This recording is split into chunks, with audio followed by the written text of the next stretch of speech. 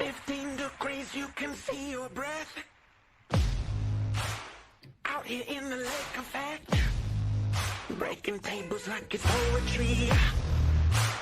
Where else would you rather be? Pinto, Ron, Elvis, and the Lay Poncho. The members that you need to know. 'Cause once you out here, now your family. Where else would you rather be? Where else would you rather be? Welcome into the Nickel City Crew. I am your host, Rob Crippen. Please like us on Facebook and follow us on Instagram and Twitter at Nickel City Crew. This episode, along with all of our episodes, are presented by Crippen Legacy Entertainment here on Spreaker and StreamYard. We're so glad that you're joining us for some of your Buffalo Bills and NFL content again today. And as always, these are my Bills thoughts said out loud.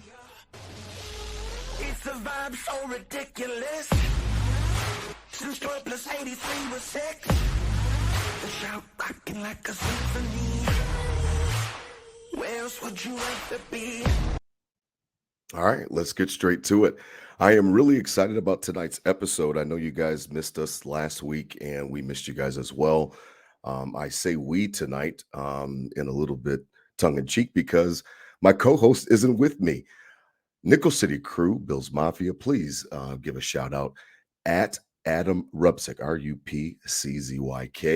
It's his birthday. It's DT's birthday today. I sent him the pre-game pre-show notes, and then he texts me back. He's like, yo, bro, man, it's my birthday. My mom's at the house. I just got home from work. I don't think I can make it tonight. And I was like, listen, DT, enjoy your birthday. So you guys know really of the Nickel City Crew, you guys definitely know how much he's meant to me. I started this a year ago. You know, guys, we just passed our year anniversary, and it was like maybe like 3 or 4 episodes in a row. DT was on with me, and I was like, bro, man, just be my co-host, man. Like, I'm not stuck up or anything like that. I just started this to kind of get my Bills thoughts said out loud. And I just love vibing with him. So I asked him to be the co-host about 6 months in, and you guys already know how much I really love DT. So I just put it out on Instagram, man. Happy birthday to Dump Truck, man.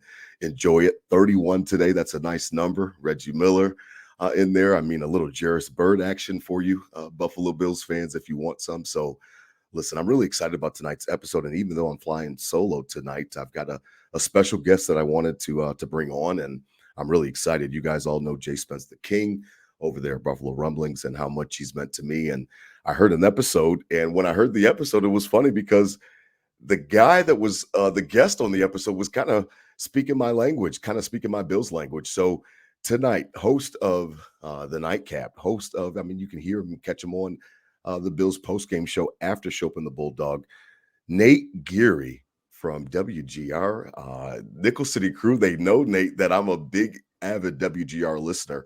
Really happy to have you on, man. Appreciate you joining me tonight, man. Let's chop up a little bit of this offseason stuff, man. Thanks for coming on. No, my pleasure, man. It's also my Reggie Miller year as well. So, there you go. I can appreciate the old 31 birthday. I just turned 31 at the end of December. So, well, then so shout out and happy belated. birthday. Yeah, happy belated birthday to you, and definitely again to DT. My middle son, my middle king is named Nate, and it's funny because like some of your rhetoric, some of your takes, so on, so to speak, have just been kind of spot on with me. So I really wanted to kind of talk to you tonight, not so that we would agree all night, because obviously that wouldn't be interesting, but I wanted to get your thoughts on a couple of things as we head into the offseason. This is our offseason primer.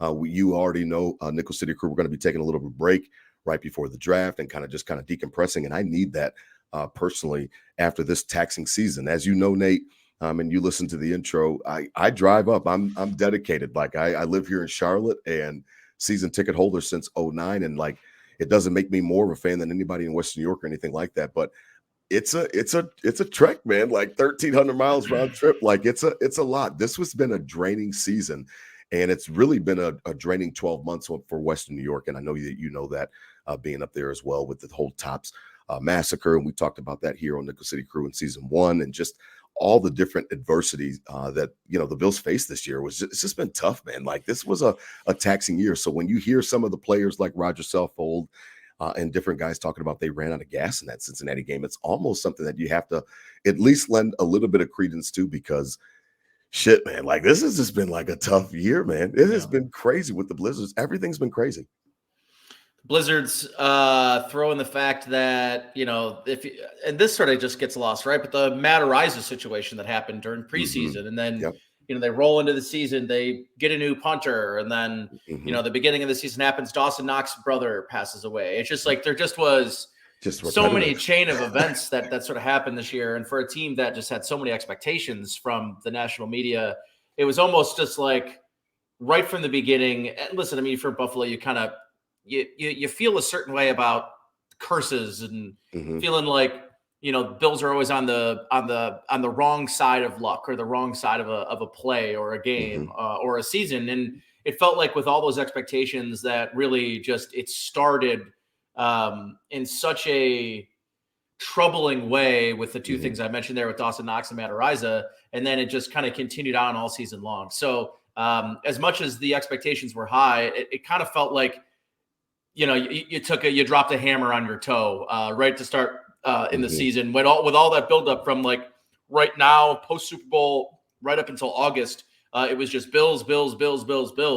And I think I'm maybe ready for the conversation to get back to Chiefs, or kind of flying under the radar a little bit more. Yeah, no, I know that the Bills, we always kind of embrace that underdog role, and it was kind of crazy because with the season and the way it started with, Vegas, and then you've got, Shope reminding you, and he's always reminding that Vegas, is right. And then they build those casinos because of the fact that they're betting on you being right. And it's just an interesting situation because we were the hunted for the first time this season. And it was interesting because the way that the season started, Nate, like that Rams game, it didn't, squash any, of the anticipation. It didn't squash any of the actual hype that had gone into this team. And then we followed up with Tennessee at home on the Monday night game. And it was kind of like, we might be invincible. We might be the exact team that, that everybody said that we are. We might be that team. And it was just weird, man. And then one of the things that I talked to you about with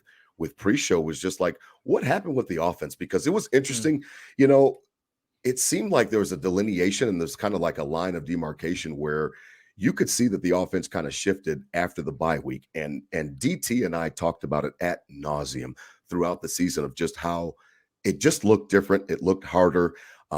We were struggling to kind of, manufacture points. And even though that the stats, and I understand that, some of the Dorsey supporters, of the Dorsey supporters and different things like that, for continuity, they can speak to the fact that the Bills actually scored more points per game this season, and the yardage was right there on par. But I swear, Nate, it looked different, man. It really did, and it kind of was a line of demarcation, like I said, from the bye week on.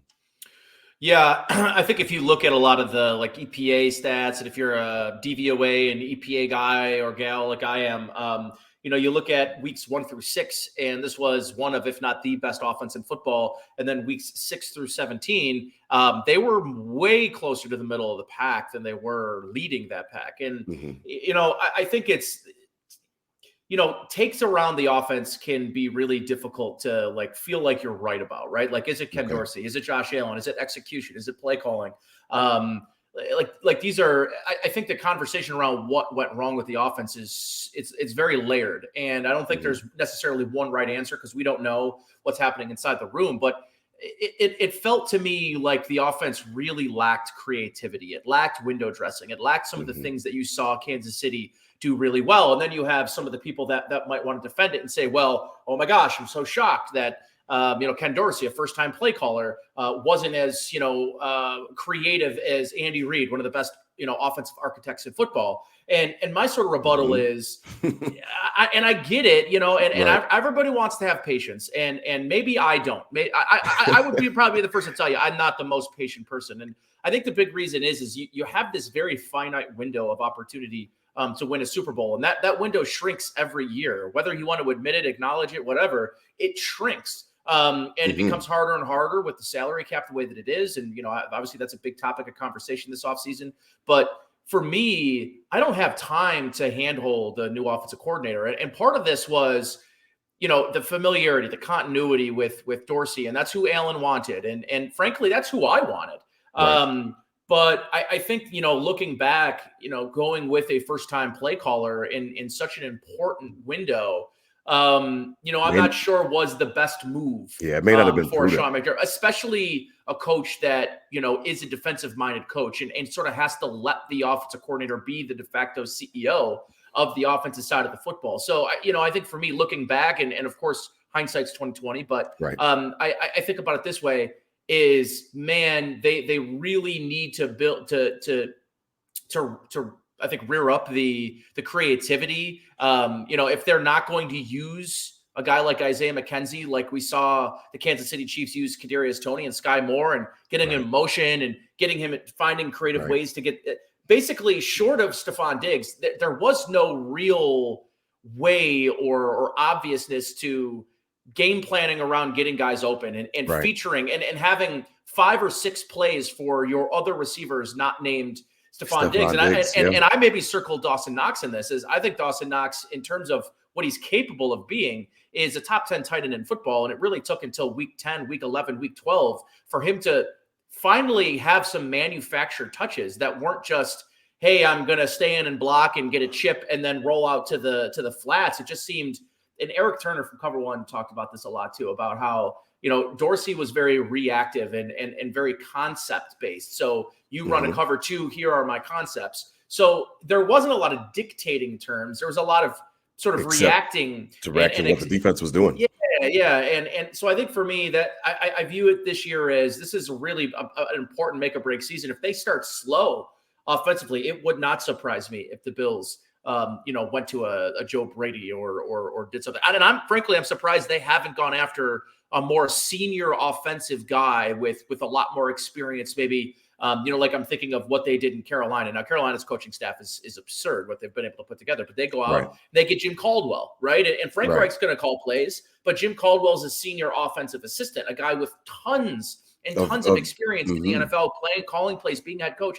To me, I still think like maybe that's the best option to move into this year is have a guy that has the experience that can help Dorsey through some of those growing pains, because right now it's all on Ken Dorsey's shoulders, and we're going to see how that works out.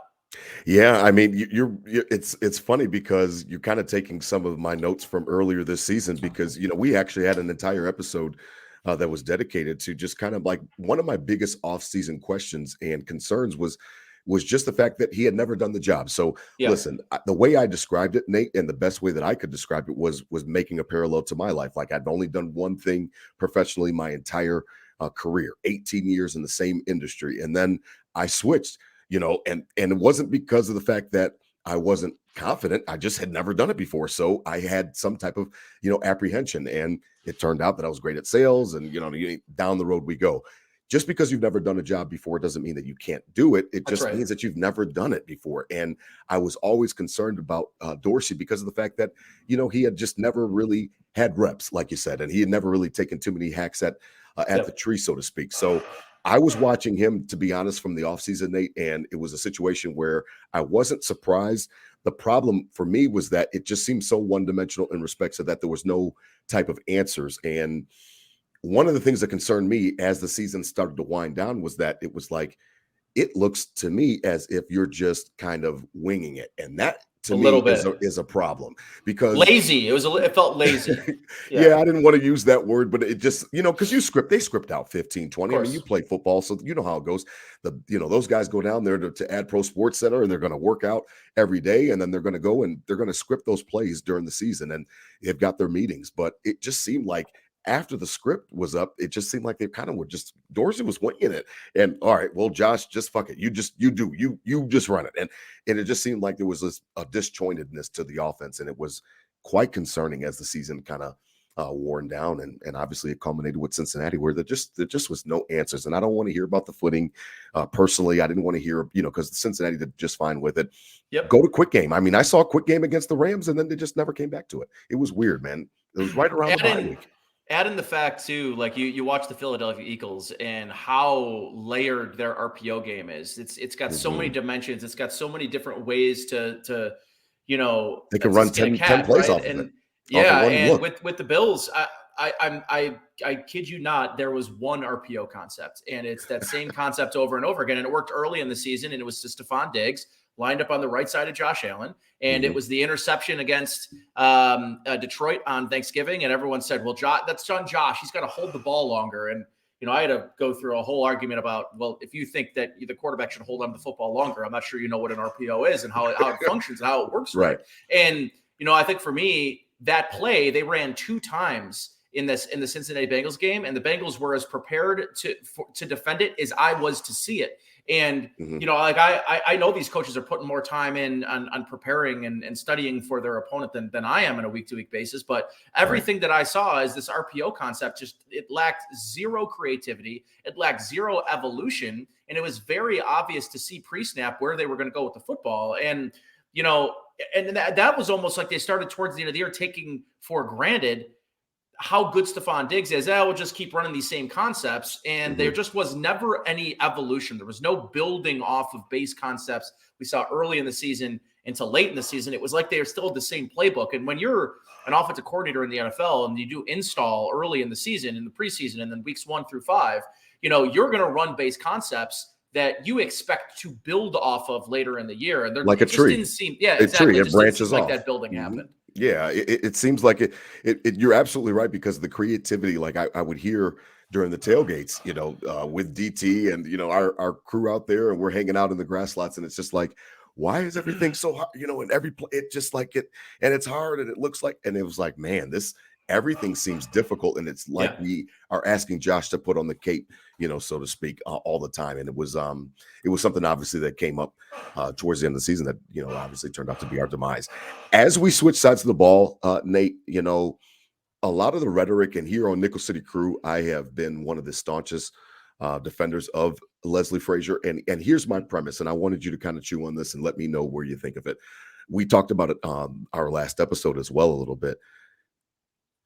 Leslie Frazier is a wonderful coach, and I think that he deserves to be a head coach, in my opinion. I think that the way that he had has conducted himself with the Bills and the stats and all, like you said, the EPA, DVOA, all the different stats show that he can get his defense to play well.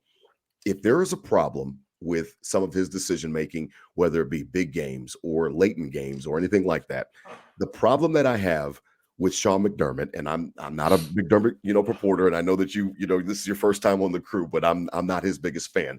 The problem that I and DT have some of the times with McDermott is there a situation where he is too passive? Because I don't care if Leslie calls and tells the defensive backs to get in a different zip code for the first play against Mahomes, in 13 seconds, and the second play. I don't care. I need my head coach to step up and say, hey, we're not doing that. I don't know what you're thinking about, but we're not doing that right now. And it seems to me that McDermott, either he defers all the time and he's deferential to his coaches and he empowers them. And to me, that's still a problem, Nate. Like, if you're not in the biggest situations, stepping up and letting your coaches know when they're getting ready to make a mistake, that's a problem. Or you agree with him, and then that's also a problem. So to me, it's kind of a catch-22 where I don't lay the blame at Leslie Frazier because of the fact that who is his boss? And I put it on Twitter a bunch of times, put it on Instagram a bunch of times. Who is Leslie's boss? I need the boss to step up in boss situations where it doesn't matter what Leslie called on first down against Kansas City. It doesn't matter what he called on second down. I need you as the head coach to step in. And it seems to me that this coach is either not willing or he agrees with the bad play calling. And to me, that's a flaw. Yeah, it's hard to know for sure whether there's, whether McDermott agrees or it maybe just defers. But I would tell you that I do think because he's a defensive mind, he does wear more responsibility. If he was an offensive mind and had an offensive coordinator, like I think of the situation that they had in Dallas with McCarthy and Kellen Moore, is you could tell at times that McCarthy was being maybe a little like he was overstepping a little bit. And I don't think you really see that at all. And I think part of that, at least to me, is that there's, I think, a great mutual respect between Sean McDermott and Leslie Frazier. But we know and we've seen it where things go bad for a prolonged stretch, and we've seen Sean McDermott take over. And we've seen him sort of take the play sheet and call a second half of a football game. That's happened before. He's done that in his tenure. Mm-hmm. So with that said, why not in the biggest games then, Nate? Like, I mean, AFC Championship. I mean, why not in the biggest games? Why not on on the divisional round, like at home, like everything that the Bills asked for, to be honest. I mean, we want to bitch and moan about the 1 seed and Kansas City getting, we don't, Damar Hamlin was an anomaly. It was something that we Yeah. could not foresee. Everything that we wanted was right in front of us, even if we got to go back on the road to Kansas City, where we're obviously quite familiar and we beat them earlier in the year. Like, so I don't want to hear anything like, where were you? Like, where were you? Why are we 7 yards off, 8 yards off on 3rd and 4? And that's not just one play. A lot of it, to me, falls on McDermott. And it was funny because I'd heard Tyler Dunn, and he was on Colin Cowherd, who I listen to a lot, and I consider one of the founding fathers of this new generation of sports talk radio. And like, Tyler was on his prime cuts, and like he was just literally echoing our episodes from earlier this season, where it's just like, I don't know about McDermott, and it's not me wanting to be right about it, because I want the Bills to win a Super Bowl, Nate. I don't give a shit about being right. I want them to win. I am worried about this guy because in the big moments he shrinks, and then afterwards I don't get straight answers, and it's always left wanting something. I'm always left wanting. I mean, we've got the divisional round AFC Championship game, and he's kicking field goals. Like, and then after the game, coach, why'd you kick field goals? And he says, I wanted momentum going in the half, and we're going down 12. Like, wait a minute, we're playing against Patrick Mahomes, one of the greatest quarterbacks, and you can see that you're coming up against this guy, you're battling this guy, Nate. And to me, it was just like, I feel sometimes like I'm beating my head against a wall with him. And there's a bigger question down the road that I want to ask you about McDermott. But to me, like, in big game situations, like you said, defensive side of the ball, I at least need you to cover your own ass. Like, I need you to tell Leslie no if it is Leslie. And like you said, we don't know the answer on who's calling these plays. But man, these are some bad decisions in big moments, Nate. They really bad decisions in big moments, and maybe the thing you mentioned there too is sometimes, and at least this is how I felt, and what's been frustrating to me is the lack of accountability.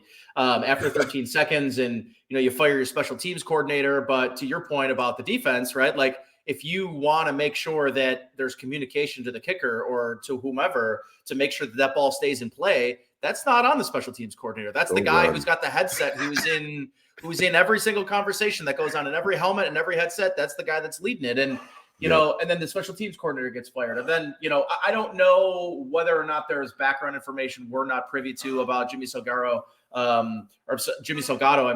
their safeties coach that got fired. Seems like a fall guy. It seems like 2 years in a row there's been fall guys. So yeah, there's a lot I agree with it. And I also want to tell you that I think he bucks a lot of trends as a defensive coach. There is this idea that defensive coaches are very conservative, and during the regular season, in neutral game situations, he is one of the most aggressive coaches in all of football, which bucks a lot of those defensive trends, or head coaches that are defensive coordinators who tend to lean on the side of conservatism, and we don't see that with Sean McDermott. But to your point, I think it's the stage, it's the moments that you sort of need him to be to elevate, because just like in any organization, in big moments, teams look to their leaders. They look to the people on top, and if there's a blink from the top, there's going to be a blink at the bottom. Yeah, you're absolutely right. I mean, I talk about it all the time because, I gave him his credit. I gave him his flowers, my last episode. I get, during the regular season, he's great, and he is aggressive. And he, most of the time, if you're watching a game and you look at 4th downs, he is making the right decision. But it is in those bright moments, so to speak, that he seems to, to play not to lose. He seems to coach not to lose. And I think that is to the detriment of the team. So, I mean, that's just my opinion on it. And I definitely appreciate your thoughts on it, because I wanted to make sure that I wasn't crazy, because I'm not a frequent WGR caller or anything like that. But when I hear some of the rhetoric that's on your station, some of it to me is a little bit off. It's just a little bit off, to be honest. Anybody that's calling for Leslie Frazier is not paying attention to what's going on, in my opinion, because Leslie Frazier is not the problem with the Bills defense. Actually, the Bills defense has been great the entire time that he's been here with Sean McDermott. It's not about that. It's about critical situations where maybe they're making, and maybe it's just out of character. Maybe they just get nervous. I mean, they are people. Yeah. These are not cyborgs. Maybe they get a little bit nervous, and they know that this is a big moment. And it seems like Sean McDermott, he kind of leads his troops in a way that it's tiptoeing. How about that?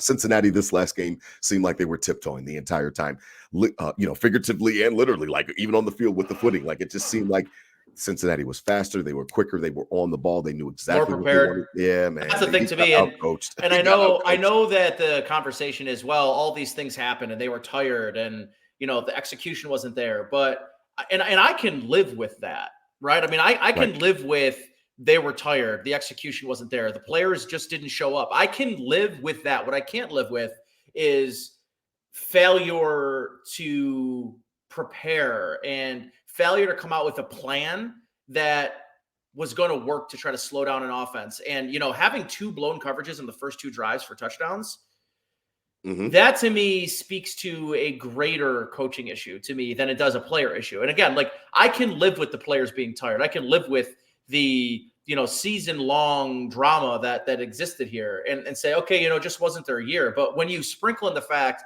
that it just did not look like they were prepared for that game from a scheme and from a preparation standpoint, yeah, that's a much tougher pill to swallow.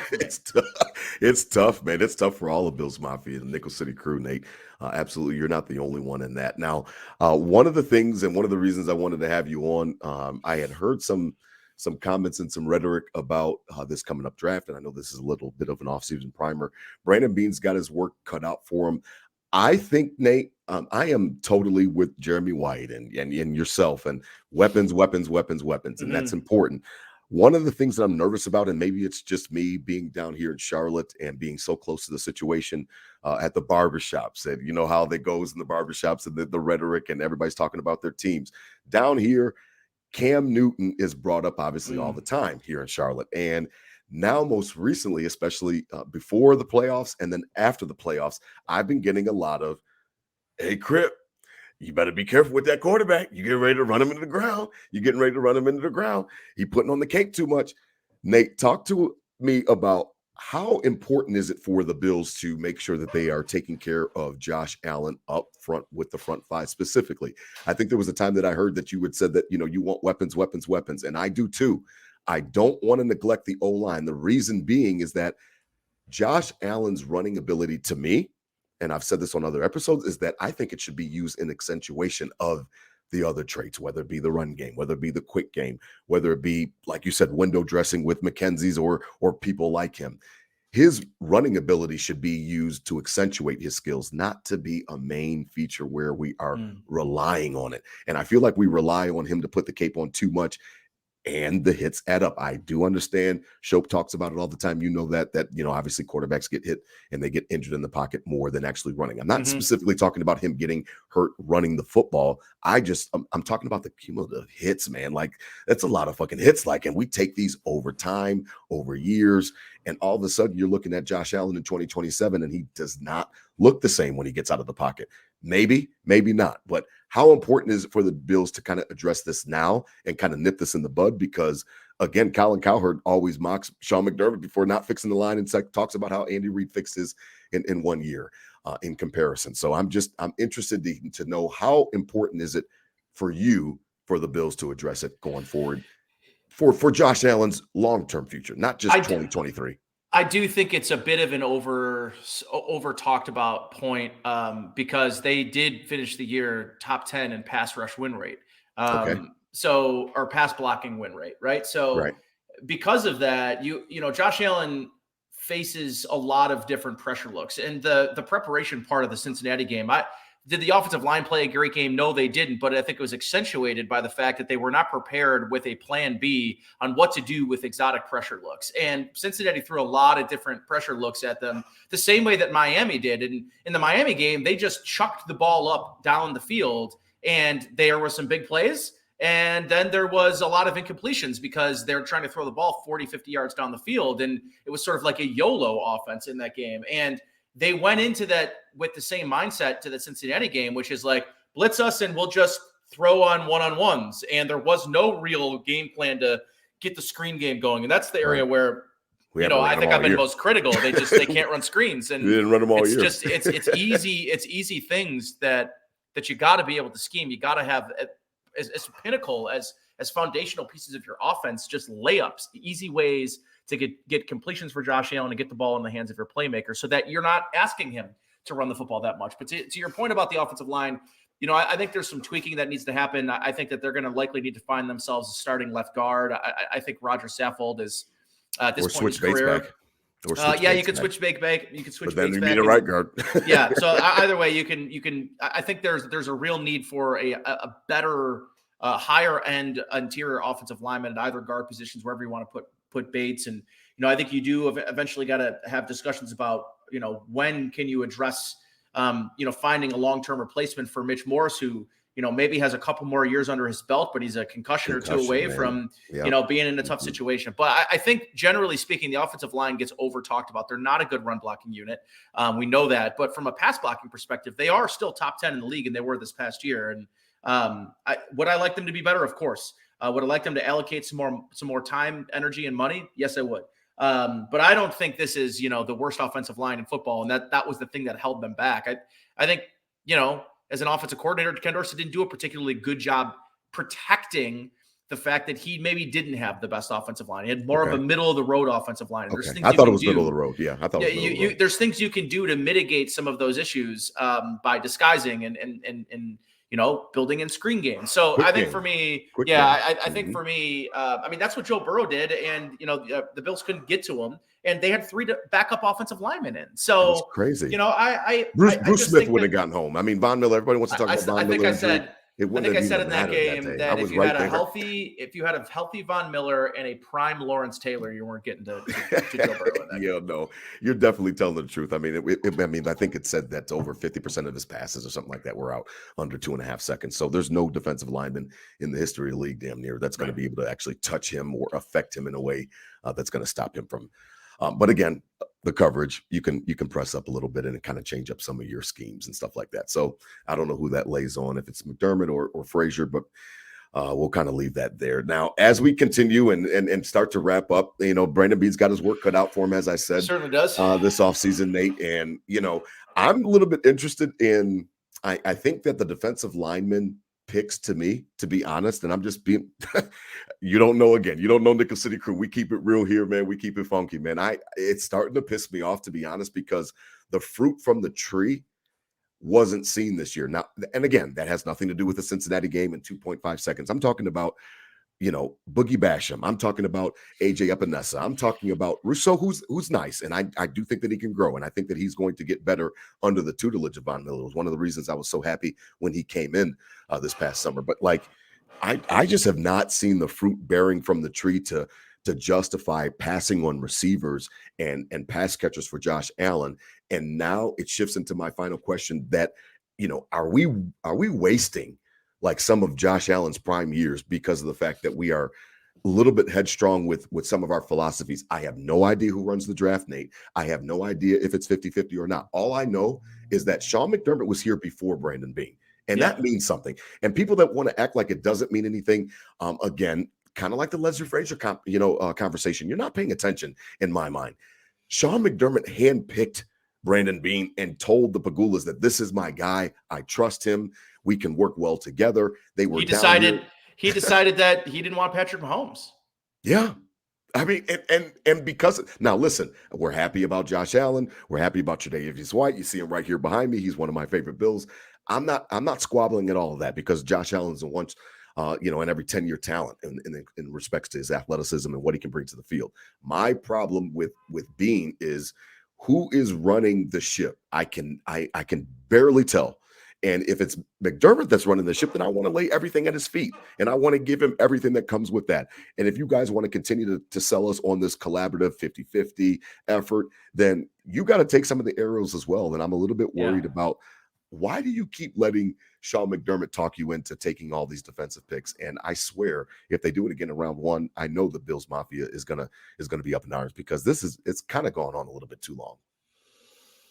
To justify. I'm talking about the resources spent when they spend them. I know that we can look at the draft board and revisionist history and, when was Rob Gronkowski draft? I understand that we can do that with every draft.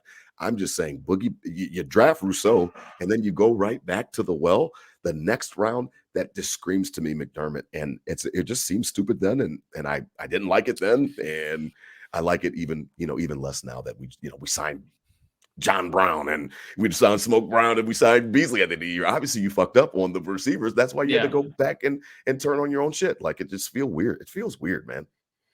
Yeah, and I think I understand at times the philosophy with defensive line, though, because you see teams like Kansas City who have Chris Jones, who's so disruptive, and I think that they're looking for that. And Ed Oliver has had so many ups and downs, just so many high highs and low lows. That if he could find more consistent level play, I mean, they really needed him to step up in that Cincinnati game, and he did not. He was invisible, and there are stretches where Ed Oliver goes invisible, and I think that killed. Like, a good example of this is Daquan Jones and what he did to open up the game of Tremaine Edmunds this year. Right? Finally, Edmunds had an interior defensive line that wasn't immediately getting second level. That's right, and having interior offensive linemen getting to the second level without really having to respect or double team on the interior. Now that they had a guy who Daquan Jones had one of the highest double team rates in the league, I think you saw the best of Tremaine Edmunds. I thought you saw the best season he's had to date. So I understand the idea of wanting to stay loaded at that position, but it's been in large part by ignoring the offensive line. They have not really drafted an offensive lineman with a premium first or second round pick since Cody Ford, and that was a trade up, and it was a miss. I like Spencer Brown, but he is also very up and down. So I do believe that this is a team that maybe needs to refocus itself back on the lines of scrimmage. And if that means drafting another interior defensive lineman or drafting an edge player, I think that has to come with unloading some assets on your defensive line. And I think I look at a guy like Ed Oliver, who's got $11 million guaranteed or just about that. And like, maybe he's a good opportunity. I talked about this with Bruce Nolan on my show on Saturday. And I thought, if the NFL was more like the NBA, he'd be the first guy I'd be looking at to trade. Trade for picks, swap out or a pick or go trade for a rostered receiver. And then you can, and if you do that, if you traded Ed Oliver for a second round pick, if you traded Ed Oliver for Hunter Renfrow, you go draft defensive line all you want. That's good with me, but you gotta divest a little bit on what you have before you continue investing it in that defensive line. But I agree. I think there's a good chance they're going to pick defense. It's really going to me depend on how much do they believe that they can get a wide receiver in round one. I think all of the smoke about them taking running back, I mean, every year people just waste their breath and waste their time talking about the Bills drafting a running back. It's not going to happen. They drafted one in the second round last year, the third round the year before, and the third round the year before with Moss. It's over. They're not drafting anymore, and they traded for the 12th highest paid running back in football and hardly utilized him in an He played him 13 snaps on offense. Insane, man. So I think about it in the way that if they believe that there is going to be a wide receiver worth taking at 27, I think that they'll stand pat and do that. If they believe that this group of wide receivers is top heavy and they wouldn't want the idea of reaching for one of those guys. Like if Christian Watson was available, thinking back, or which he was, would the Bills, would they have felt that they had reached?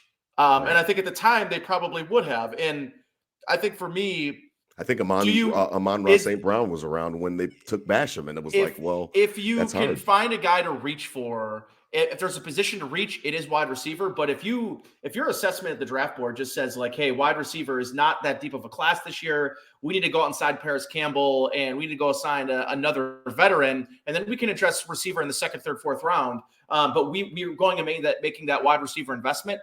I still think that they could very well draft a safety. They could draft we'll see what they do with Christian Benford. I'm really interested. Are they going to move him to safety? I think that's been kind of the conversation. I'm not sure where that conversation started. I don't think it started within the actual organization. I think it started in the media. I think there's a lot of projecting with that, but we'll see. I still would not be surprised if this team drafts defense in the first round, although I don't agree with it.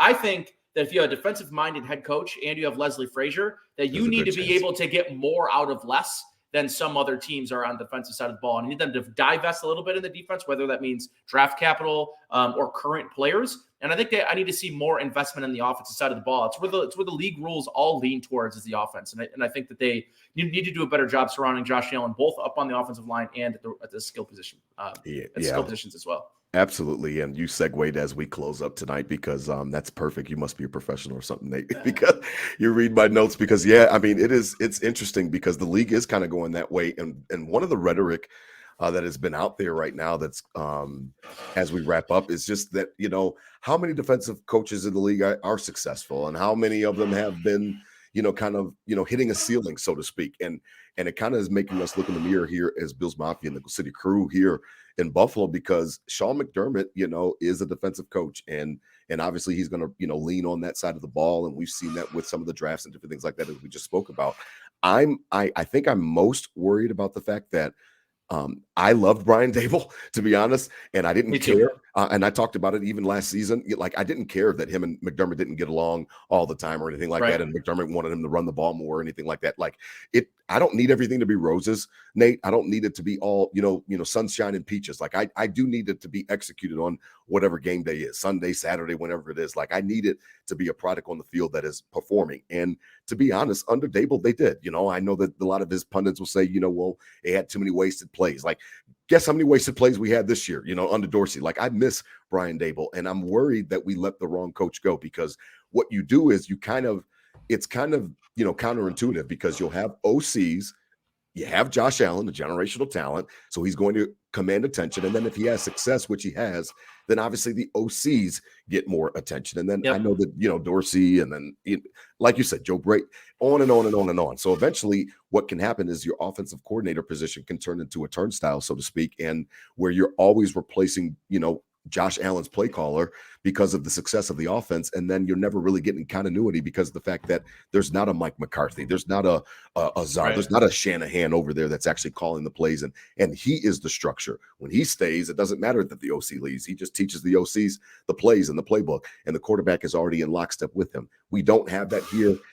Is it a detriment? Is it something to watch out for? I've put it on the record, Nate, and I'll sign off with this because, like, if we have another year again, like last year where Sean McDermott comes up, small in the biggest moments, I'm going to be looking for changes. I really am.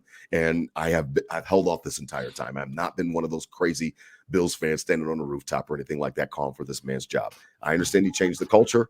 I understand that it was important. But as I always say, Rex Ryan had a culture. And even Doug Marrone said, don't confuse effort with results. I don't give a shit that you changed the painting was on the wall or anything like that in the field house. I care about the execution on the field. And I swear, Nate, one more year like this, I'm going to be looking at him sideways more than I am now.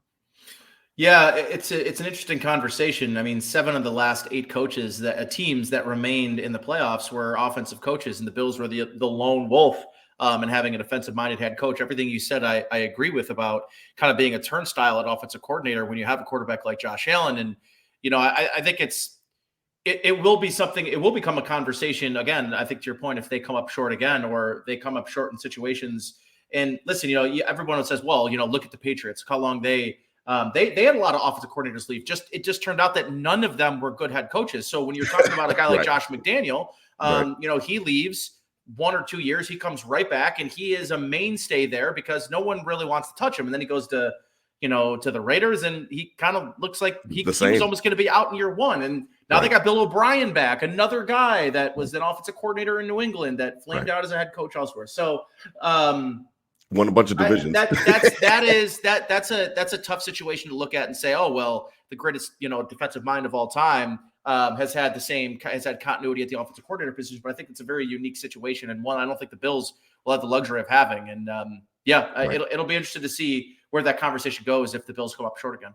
Yeah, it will be interesting because I know that Bills Mafia has been paying attention to this whole thing, and I know that McDermott is loved, and I'm not calling for his job right now or anything like that, but I do know that there's been a troubling pattern. There's been a troubling trend. We've been all over it here at Nickel City Crew, and we've called it out and kind of reared its ugly head again right at the Ralph there against Cincinnati, and it just was a situation where it just was if you walked away from that game like I walked to the grass lots after that game, frustrated like a lot of Bills Mafia did, you could tell that not only, like we talked about earlier tonight, not only did the team not have a lot of juice that night, we were thoroughly outcoached, and that's something to pay attention to. So for me, I'll be looking at them really, really, really closely this year because to me, it's kind of a situation where you kind of are who you are, man. Like just like the Zuba stripes that you see on my sweatshirt, man. Like you can fake it if you want. You can kind of change them if you think that you can, but you kind of are who you are. In the regular season, less pressure.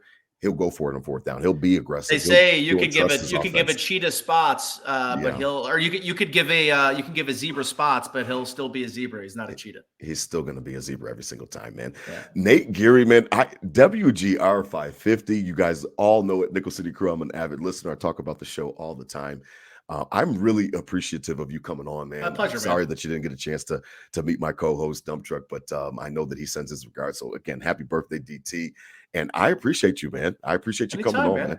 Anytime. We'll do it again when DT's available. I'll be happy to come on again. Yeah, man. I really got a long off that. season, Yeah, man. Let's link back up again. We're going to be taking a break here at Nickel City Crew. I think we're going to try to get DT on next week, just to kind of make up for tonight. But again, we'll kind of take a little bit of a break until draft and kind of decompress. You guys know Nickel City Crew. We went hard this year, man. I was looking to be there in Glendale, man, with you guys, and it just didn't work out that way. But we'll see, man. We've got the most important position figured out. Let's just see that the Bills can kind of fix everything around Josh Allen, because he definitely has got he's got the goods to lead us to the promised land, in my opinion. So I appreciate it. As always, man, please spread love, not hate. Hit him with a go Bills, man. These were my Bills thoughts said out loud. Nate Geary, man. Hit him with a go Bills, man. Go Bills. Go Bills.